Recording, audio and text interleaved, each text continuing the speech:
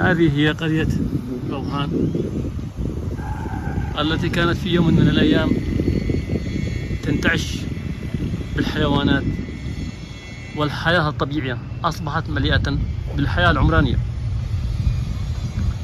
الذي يعتقد البعض أنها شيء جميل بينما هي على العكس من ذلك، فقد قتلت حياة الطبيعة فيها والسكينة والهدوء،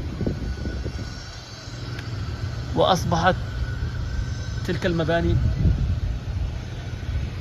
أكثر ما تكون هي للتفاخر أمام الناس، إلى جانب أنها تكشف عورات الآخرين من جيرانهم المساكين